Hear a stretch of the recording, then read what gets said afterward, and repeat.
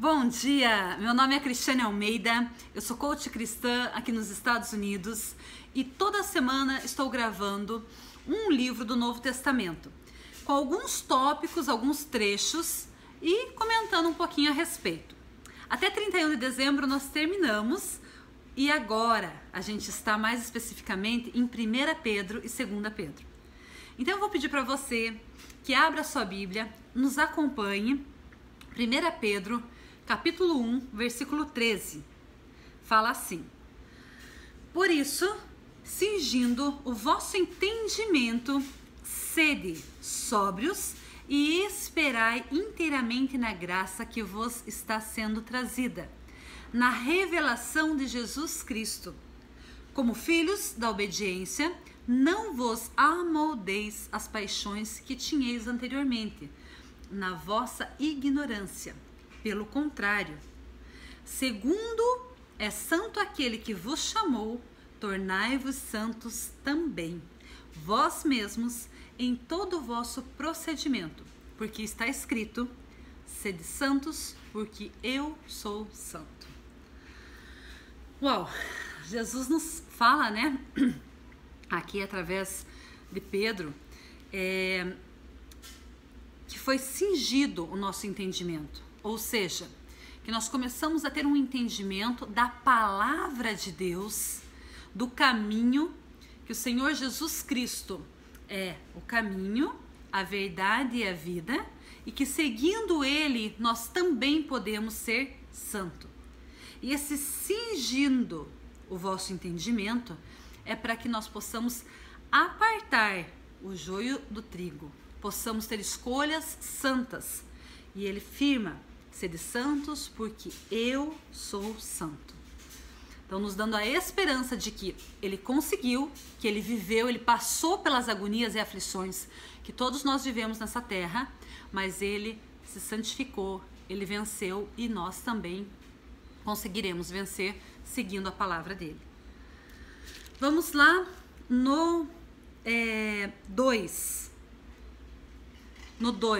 No capítulo 2, versículo 6. Pois isto está na Escritura: Eis que põe em Sião uma pedra angular, eleita e preciosa, e quem nela crer não será, de modo algum, envergonhado. Para vós outros, portanto, os que credes, é a preciosidade, mas para os descrentes, a pedra que os construtores rejeitarão, essa veio a ser a principal pedra angular, pedra de tropeço e rocha de ofensa. Nessa passagem, fala sobre a edificação espiritual de Cristo. Essa pedra angular, ela chama-se Jesus Cristo. Ela é uma pedra que quem é engenheiro e conhece um pouco de ângulo, entende que ela se encaixa perfeitamente em qualquer pedaço, espaço que precisa completar.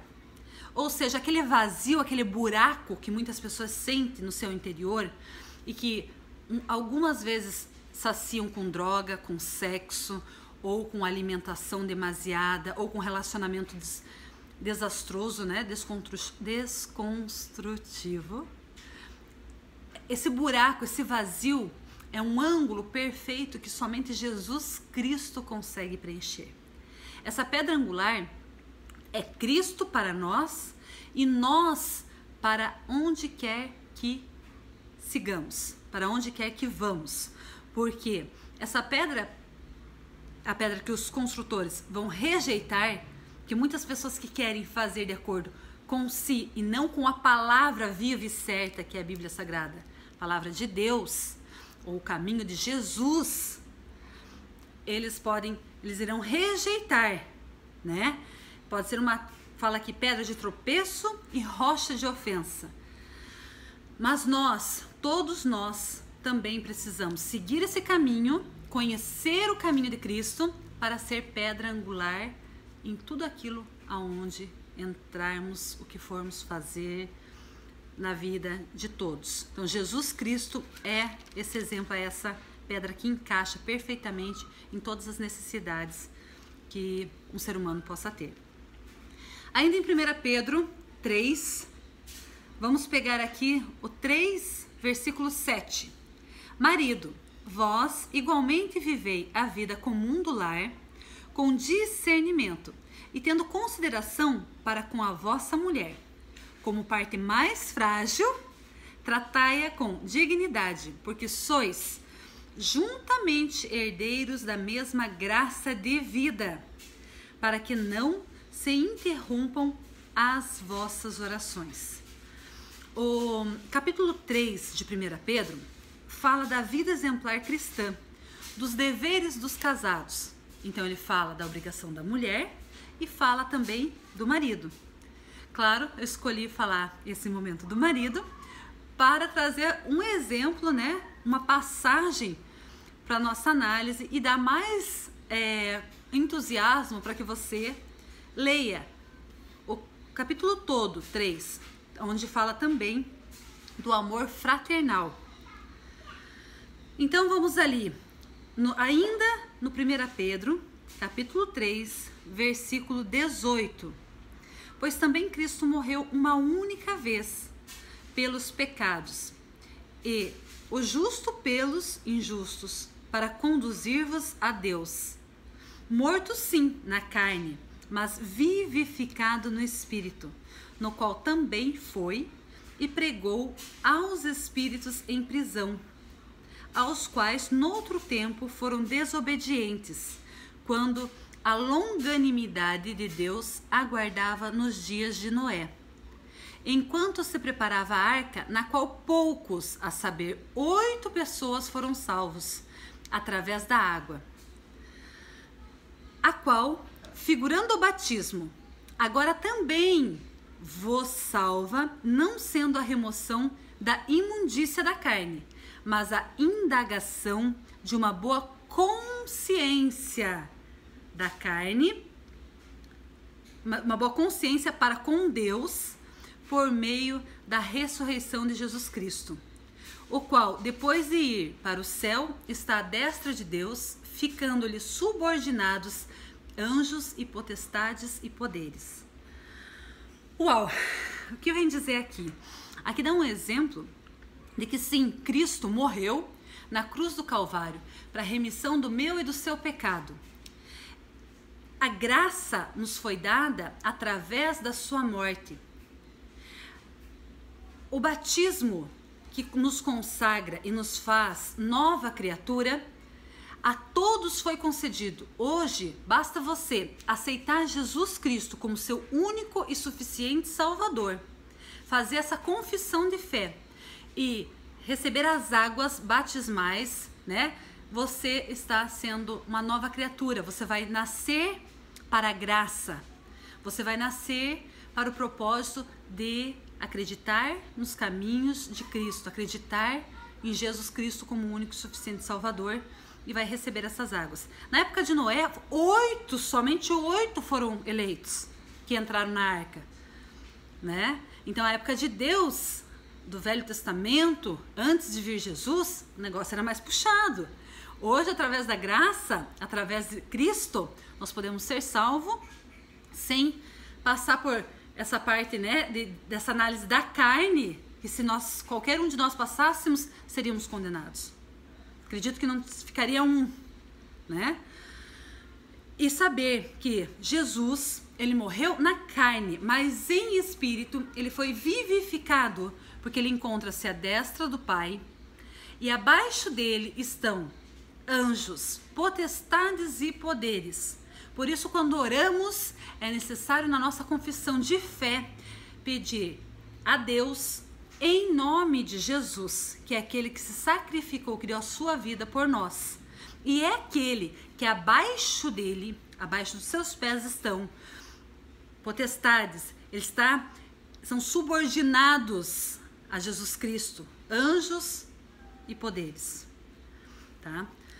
Agora vamos para 1 Pedro 4:12. Amados, não estranheis o fogo ardente que surge no meio de vós, destinados a provar-vos, como se alguma coisa extraordinária vos estivesse acontecendo. Pelo contrário, Alegrai-vos na medida em que sois coparticipantes dos sofrimentos de Cristo, para que também na revelação de sua glória vos alegreis exultando.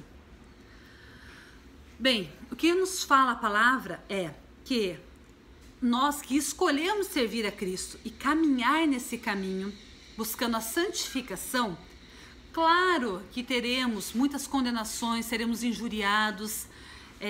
A Bíblia nos fala para não sermos castigados como ladrões, como assassinos, mas que muitas perseguições acontecerão em terra, porque você não vai estar vivendo mais para esse mundo. Mas feliz daquele que é estranho, né? Que sofre por Jesus, porque quando ele sofre por Jesus, ele vai ter também vai se alegrar por Jesus. Também estará com Jesus, estará junto a Jesus num momento glorioso, né? Agora eu vou chamar vocês para a gente ir em 2 Pedro. 2 Pedro, esses dois livros são muito curtinhos, por isso eu estou fazendo um vídeo só falando dos dois. 2 Pedro, capítulo 1, versículo 5. Por isso mesmo, vós, reunindo toda a vossa diligência, associai com a vossa fé a virtude, com a virtude o conhecimento, com o conhecimento o domínio próprio, com o domínio próprio a perseverança, com a perseverança a piedade, com a piedade a fraternidade, com a fraternidade o amor. Porque estas coisas, existindo em vós e em vós aumentando, fazem com que não sejais nem inativos, nem infrutuosos no pleno conhecimento de nosso Senhor Jesus Cristo. Bem, uau! Essa parte onde Pedro, ele é um apóstolo de Jesus que está nos falando como tratar, como ser, para poder dar frutos, para poder ser servos, para poder seguir, para poder fazer o que Jesus nos orienta, é muito bonito, é lindo. 2 Pedro, capítulo 1. E aí ele vem aqui, no versículo 17. Pois ele recebeu da parte de Deus Pai honra e glória, quando pela glória excelsa lhe foi enviada a seguinte voz: este é o meu filho amado, em quem me comprazo. Ora, esta voz vinda do céu, nós a ouvimos quando estávamos com ele no Monte Santo. Aqui o Pedro fala, né? Simão Pedro está nos explicando que eles também ouviram a voz de Deus quando Deus estava falando com Jesus, né? Quando Deus estava conversando, quando Jesus estava conversando com Deus. Então ali eles tiveram mais a certeza, tiveram confirmação de Deus apresentando: este é o meu filho amado. E para a gente finalizar, vamos em 2 Pedro 3, versículo 1. Amados, esta é agora a segunda epístola que escrevo.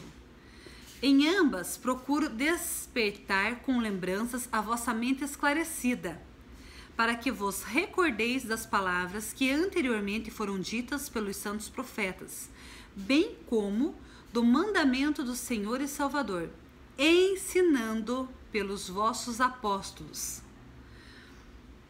O que eu quero fechar, né, falando sobre Pedro? Tudo que o Novo Testamento, né, fala, ele está testificando e fortalecendo o que foi falado no Velho Testamento. E aqui ele ressalta isso, ele fecha em 2 Pedro 3, confirmando e dizendo que tudo isso já havia sido falado por Deus. Então, você que tem interesse em saber mais, acompanhe. Próxima semana a gente vai falar de João e Judas. E na última semana nós fechamos falando sobre Apocalipse, tá? Um beijo no coração de vocês. Espero que tenha dado mais vontade de conhecer a palavra, de buscar e se inteirar, seguir o caminho que é o Senhor Jesus Cristo. O caminho, a verdade e a vida. Um beijo no coração, Deus abençoe a todos e até mais.